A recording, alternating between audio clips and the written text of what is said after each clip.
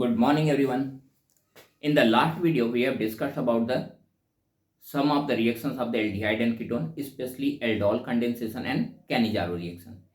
And today we are going to discuss about the carboxylic acid, especially their preparation, nomenclature, and physical properties.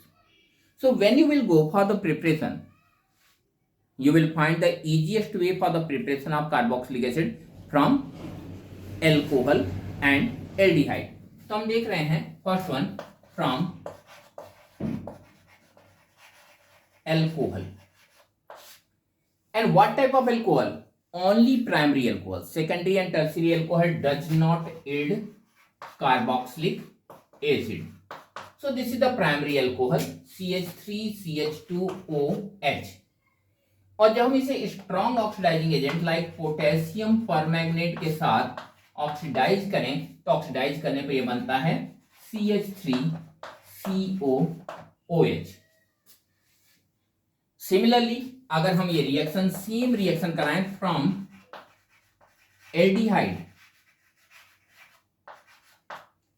तो aldehyde ये है आपका CH3CHO, और जब इसका ऑक्सीडेशन कराएं पोटेशियम परमैंगनेट और ऑक्सीजन, इसकी जगह पे पोटेशियम क्रोमेट या वेनेडियम पेंटाऑक्साइड जैसा ऑक्सीडाइजिंग एजेंट भी ले सकते हैं, तो ये भी बनाएगा CH3COOH.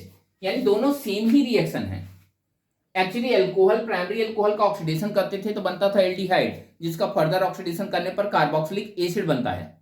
तो एक मिडिल स्टेप लेके हमने यहां पर रिएक्शन करा दिया. But why not the secondary and tertiary alcohol? जब आपने अल्कोहल का ऑक्सीडेशन कराया था for the formation of aldehyde and ketone, I think आप लोगों को याद होगा, तो primary alcohols even methyl alcohols जब ऑक्सीडाइज होते थे माइल्ड ऑक्सीडाइजिंग एजेंट के प्रेजेंस में, पीसीसी के प्रेजेंस में, तो आपने देखा था बनने वाला कंपाउंड होता था aldehyde. But in the case of secondary it was the ketone. In the case of tertiary generally the oxidation was not taking place. Oxidation होता ही नहीं था, और अगर होता था तो क्या बनता था? होता था तो बनता था एल्कीन. अब अगर एल्डिहाइड का फर्दर ऑक्सीडेशन कराएं तो बड़े आसानी से कार्बोक्सिलिक एसिड बन जाता है. लेकिन कीटोन के केस में क्या होता है? वो एक सेकेंडरी सिस्टम है, C डबल बॉन्ड होके दोनों तरफ कार्बन होते हैं, और दोनों तरफ कार्बन होने की वजह से फर्दर ऑक्सीडेशन के लिए होमोलिटिक बॉन्ड क्लीवेज करना पड़ता है, कार्बन कार्बन बॉन्ड को टूटना पड़ता है, which is not a easier task. आसानी से टूटता नहीं है, और जब वो आसानी से टूटेगा नहीं तो फर्दर ऑक्सीजन का एडिशन होगा नहीं. यानी सेकेंडरी अल्कोहल के केस में कीटोन के बनने की वजह से कार्बोक्सिलिक एसिड जनरल कंडीशन में नहीं बनता. वायलेंट कंडीशन क्रिएट कर दीजिए, अलग बात है. सिमिलरली टर्शियरी अल्कोहल्स के केस में जब उसका ऑक्सीडेशन करते हैं तो क्या बनता है? एल्कीन. और श्योरली एल्कीन के भी ऑक्सीडेशन से कार्बोक्सिलिक एसिड नहीं बन सकता. So if you want to prepare alcohol carboxylic acid from alcohol, this is the only alcohol, the primary alcohols are the only alcohol which can form the carboxylic acid. Secondary and tertiary alcohol does not lead to the formation of carboxylic acid. Then what is the second method for the formation? The second method for the formation is from Grignard reagent. What are the Grignard reagent? आप लोगों ने पहले से पढ़ रखा है. Alkyl magnesium halide, this is the CH3CH2 MgBr, alkyl magnesium halide. यहां पे स्पेसिफिकली है एथिल मैग्नीशियम ब्रोमाइड. और जब एथिल मैग्नीशियम ब्रोमाइड या एल्किल मैग्नीशियम हैलाइड को हम ट्रीट करते हैं इस कंपाउंड से, क्या बोलते हैं इस कंपाउंड को?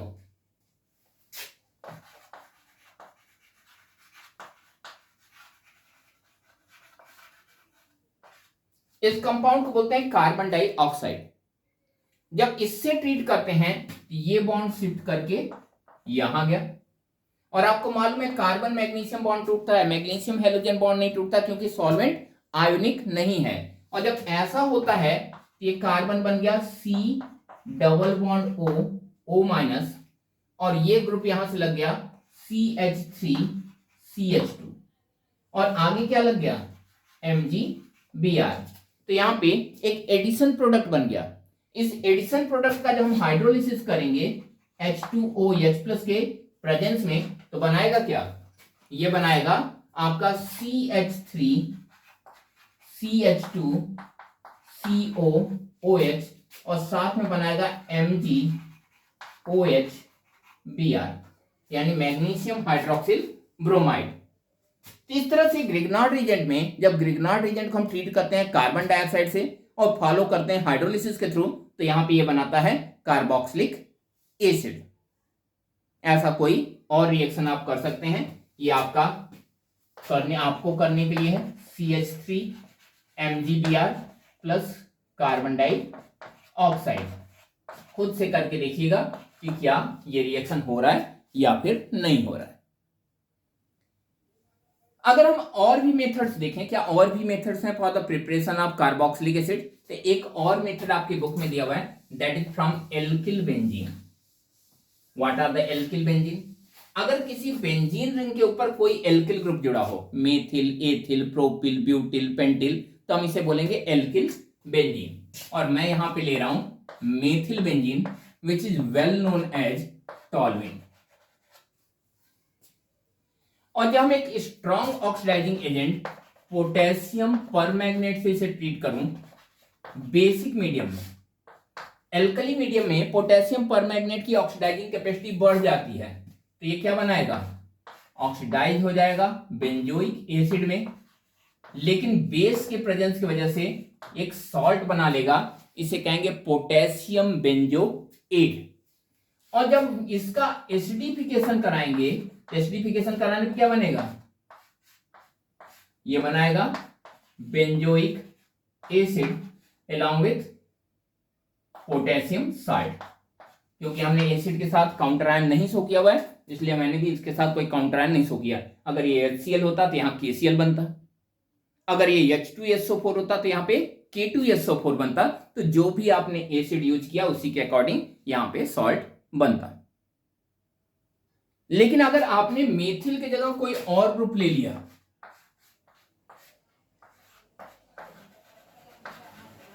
मैं ऐसे 2 कार्बन का ले रहा हूं, बहुत बड़ा सिस्टम नहीं ले रहा हूं, और इसे हमने सेम रीजेंट से ट्रीट किया, तो क्या बनेगा? क्या ये बनेगा?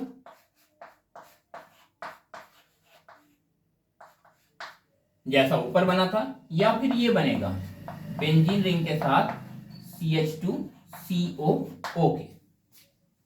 श्योरली ये ऊपर वाला ही बनेगा, नीचे वाला नहीं बनेगा। रीजन ये है कि जिस कार्बन पे बेंजीन जुड़ा हुआ है, तो बेंजीन के इलेक्ट्रॉन विड्राइंग नेचर की वजह से इस पे एक पार्शियल पॉजिटिव चार्ज डेवलप कर जाता है, और इस पार्शियल पॉजिटिव चार्ज की वजह से, फ्रैक्शनल चार्ज की वजह से इलेक्ट्रोनेगेटिव ऑक्सीजन एटम यहीं पे अप्रोच करते हैं। तो आपका कार्बन पे 2 कार्बन, 4 कार्बन, 6 कार्बन, 8 कार्बन का चेन कुछ भी लगा हो बेंजीन रिंग पे, बनने वाला कंपाउंड हमेशा क्या होता है? बेंजोइक एसिड ही होता है इस प्रोसेस से। So again the product is benzoic acid. This is the way of formation of carboxylic acid by using the alkyl benzene. Next method देखें, the next method is the hydrolysis method. किसके hydrolysis से बनेगा? By the hydrolysis of ester and acetic anhydride. यहाँ पे Easter और acetic anhydride का hydrolysis हम करके आपको दिखा रहे हैं, तो पहले इसे हम हटा देते हैं। ये है आपका ईस्टर।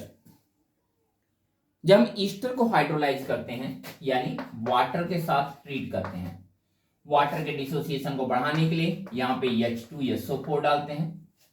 पूरा नहीं लिखना है तो सिर्फ H+ लिख सकते हैं, ये तो आपको मालूम ही है। जब यहाँ पे ऐसा करते हैं तो ये सिस्टम यहां से ब्रेक कर जाता है। यहां से ब्रेक किया तो बना क्या? बन गया आपका CH3COO- और साथ में क्या बना? CH3CH2+। तो यहाँ पे O- के साथ वाटर का H+ आ जाएगा, और CH3CH2+ के साथ वाटर का OH आ जाएगा। तो एक तो बन गया आपका, ये कंपाउंड जो था ये था आपका ईस्टर। अगर स्पेसिफिक IUPAC नेम बताऊं तो ये है आपका एथिल एथनोएट। और बना क्या? एक बना कार्बोक्सिलिक एसिड और एक बना एल्कोहल। और अगर स्पेसिफिक नाम आप बताना चाहें तो पहला कंपाउंड है एथेनोइक एसिड और दूसरा कंपाउंड है एथेनॉल, ठीक है ना। So the hydrolysis of Easter gives ethanol and ethanoic acid. यहां पे इस बात को भी जानिए कि अगर रिएक्शन उल्टा चले तो वैसे तो हम इसे नॉर्मली हाइड्रोलिसिस के नाम से ही जानते हैं, ये डिहाइड्रोलिसिस था, ऊपर नीचे हाइड्रोलिसिस है। लेकिन अगर इसे हम सोडियम हाइड्रोक्साइड या किसी एल्कली के प्रेजेंस में चलाएं तो इस बैकवर्ड रिएक्शन को हम कहते हैं सैपोनिफिकेशन रिएक्शन। क्लास 10th में आपने पढ़ा था लास्ट चैप्टर में कार्बन एंड इट्स कंपाउंड नाम से, तो यहां पे that is called saponification reaction. अब अगर आप देखें ये तो आपका था ईस्टर से, लेकिन अगर आप फ्रॉम एसिटिक एनहाइड्राइड बनाना चाहें, फ्रॉम एसिटिक एनहाइड्राइड, अगर एसिटिक एनहाइड्राइड से बनाना चाहें then this is the acetic anhydride CH3 C double bond O O C double bond O and CH3, और जब हम इसे हाइड्रोलाइज करेंगे H2O H प्लस तो क्या होगा, यहां से टूट जाएगा या फिर यहां से, दोनों का मतलब एक ही होता है, कहीं से भी तोड़िए कोई दिक्कत नहीं आती। तो यहां पे एक तो बन गया आपका CH3COO और दूसरा क्या बन गया CH3CO, यहां से टूटने पर CH3CO और CH3COO। श्योरली ऑक्सीजन निगेटिव है तो इस पे पॉजिटिवली चार्ज H प्लस चला जाएगा, और ये पॉजिटिव है तो निगेटिवली चार्ज OH माइनस चला जाएगा, बना दोनों ही कार्बोक्सिलिक एसिड। तो जब ईस्टर का हाइड्रोलिसिस होता है तो एक बनता है कार्बोक्सिलिक एसिड, दूसरा बनता है एल्कोहल। लेकिन जब एसिटिक एनहाइड्राइड का हाइड्रोलिसिस होता है तो एक बनता है आपका कार्बोक्सिलिक एसिड और दूसरा भी कार्बोक्सिलिक एसिड ही होता है, क्योंकि एसिटिक एनहाइड्राइड है क्या, डिहाइड्रोलाइड कार्बोक्सिलिक एसिड ही है। एसिटिक एसिड का डिहाइड्रेशन कर दिया जाता है तो वो बनता है एसिटिक एनहाइड्राइड, और फिर से उसका हाइड्रेशन कर देंगे तो फिर से वो कार्बोक्सिलिक एसिड ही बन जाता है। So these were some of the methods for the preparation of the carboxylic acid. Now the nomenclature of the carboxylic acid. तो नॉमेनक्लेचर वैसे तो आप लोगों ने क्लास 11 में पढ़ा है, कार्बोक्सिलिक एसिड के लिए क्लास 10th में भी पढ़ा हुआ है, तो आपको ज्यादा कुछ बताने की मुझे जरूरत है नहीं, बस एक बार हम आपको फिर से बता दे रहे हैं। तो यहाँ पे IUPAC nomenclature, IUPAC nomenclature,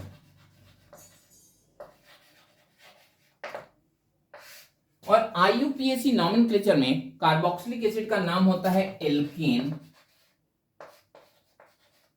plus oic acid. Normally numbering करने की जरूरत नहीं पड़ती, क्योंकि हमेशा टर्मिनेटिंग पोजीशन पे रहता है, बिल्कुल लास्ट वाले या पहले वाले कार्बन पे रहता है, यानी पोजीशन नंबर 1 पे रहता है, और सबसे ज्यादा प्रायोर है, यानी नंबरिंग भी इसी की तरफ से होती है, तो यहां पे ज्यादा इसमें नंबरिंग का चांस बनता नहीं है।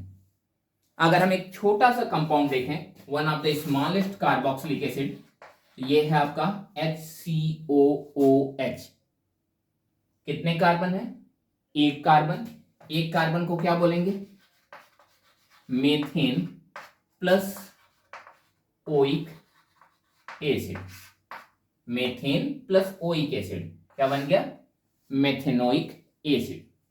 जनरलाइड इसे हम लोग फॉर्मिक एसिड के नाम से भी जानते हैं। बायो पढ़ने वालों को मालूम होगा, फॉर्मिक एसिड वो एसिड है जो हनी बी के स्टिंग पे मिलती है, जब हनी बी आपको बाइट करता है या फिर डंक मारता है तो उसमें ये मिलता है, चींटियों के काटने से भी यही एसिड का सेक्रेशन होता है। अगर ये कंपाउंड कुछ ऐसा है CH3COOH, कितने कार्बन हो गए, 2 कार्बन, और 2 कार्बन को क्या बोलते हैं, एक को मेथ, 2 को एथ, ये हो गया एथेन, लास्ट वाला ई नहीं दिखाएंगे, और एथेन के साथ क्या लगा है, ओइक एसिड, ये हो गया आपका एथेनोइक एसिड। जनरलाइड इसे भी एक नाम दिया जाता है, that is called acetic acid. अगर एक की जगह दो दो फंक्शनल ग्रुप्स लग जाए, एक की जगह पे दो दो कार्बोक्सिलिक एसिड लग जाए, ये हो गया आपका HOCOOH। तो बिल्कुल वैसे ही नॉमेनक्लेचर करेंगे जैसे दूसरे कंपाउंड्स में किया था। 2 कार्बन का सिस्टम है, यानी ये है आपका एथेन, जिसके पोजीशन नंबर 1 और 2 पे 2 कार्बोक्सिलिक ग्रुप लगे हुए हैं। तो आप लिख सकते हैं 1,2 डाइकोइक एसिड। बहुत सारे लोग इस नंबर को नहीं भी लिखते हैं, रीजन ये होता है कि 2 ही तो पोजीशन है, तो नंबर लिखने की जरूरत क्या। वैसे भी कार्बोक्सिलिक एसिड सिर्फ टर्मिनेटिंग पोजीशन पे यानी आखिरी पोजीशन पे लगता है। तो यह है ethane 1,2 dioic acid, well known as oxalic acid. वैसे तो जानते हैं टमाटर में मिलता है, लेकिन अभी आप लोगों ने लैब में भी इसे यूज किया था for the purpose of titration. तो यहाँ पे टाइट्रेशन के लिए ऑक्सैलिक एसिड को यूज किया गया था। ठीक है ना। तो ये है आपका मेथनोइक एसिड, एथनोइक एसिड और ये ऑक्सैलिक एसिड। अगर कुछ ऐसा हो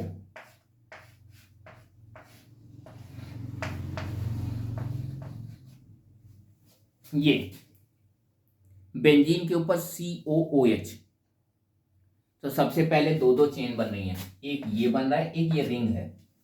कौन सा मेन चेन होगा। रिंग में 6 कार्बन है, इसमें एक ही कार्बन है, तो ऐसा लगता है कि 6 कार्बन वाला बड़ा वाला मेन चेन होगा, लेकिन ऐसा कुछ है नहीं। होगा कौन सा, ये कार्बोक्सिलिक एसिड वाला कार्बन, क्योंकि the longest chain having maximum number of functional group is considered as a main chain. तो ये है आपका मेन चेन, ये है ब्रांच, और ब्रांच में बेंजीन को क्या बोलते हैं, फेनाइल। तो ये है आपका फेनाइल। और ये क्या है, सिर्फ इतना, बेंजीन रिंग को भूल जाइए, बस उतने को लिखेंगे तो हो गया मेथेनोइक एसिड। ये कंपाउंड क्या हो गया, फेनाइल मेथेनोइक एसिड। वैसे आप सबको मालूम है the compound is well known as benzoic acid. ये बेंजोइक एसिड है जिसका प्रॉपर आईयूपीएसी नेम है phenyl methanoic acid. Now the last one, थोड़ा एक्सेप्शंस की कंडीशन जनरेट कर रहा है। बेंजीन रिंग के साथ दो दो COOH ग्रुप लगे हुए हैं। इससे पहले वाले यानी बेंजोइक एसिड में जब आपने देखा था तो ये मेन चेन था, ये ब्रांच था। अब यहाँ पे कंफ्यूजन और ज्यादा बढ़ गई हैं, 3 चेन हैं, एक रिंग है, 2 ब्रांचेज हैं। इसमें से मेन चेन कौन होगा, क्योंकि दोनों की प्रायोरिटी सेम है। अगर इसे मेन चेन मान ले तो इसकी काउंटिंग नहीं होगी, इसे मेन चेन मान ले तो इसकी काउंटिंग नहीं होगी, इसे मान ले तो दोनों की काउंटिंग नहीं होगी। तो किसको माने। ऐसी कंडीशन में जब COOH का मेन चेन में काउंटिंग नहीं हो पा रहा है तो इतने को हम बोलते हैं कार्बोक्सिलिक एसिड।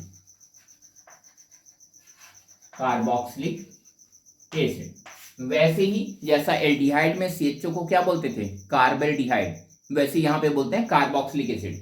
तो अगर हम इसे कार्बोक्सिलिक एसिड मान लें, इसे फंक्शनल ग्रुप मान लें, तो ये क्या हो गया, मेन चेन हो गया।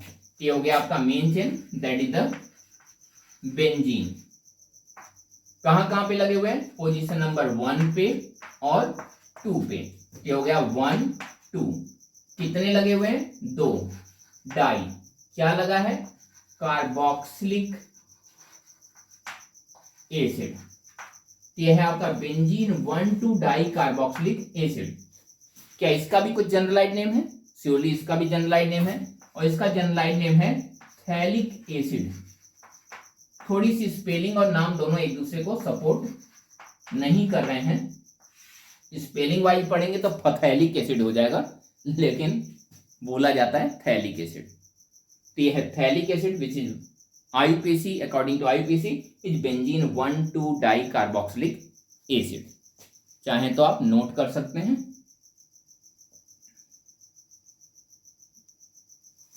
आज के लिए इतना ही। In the next class, in the next video, we will see the physical and chemical property of the carboxylic acid. Till then, bye and have a nice day. Thank you.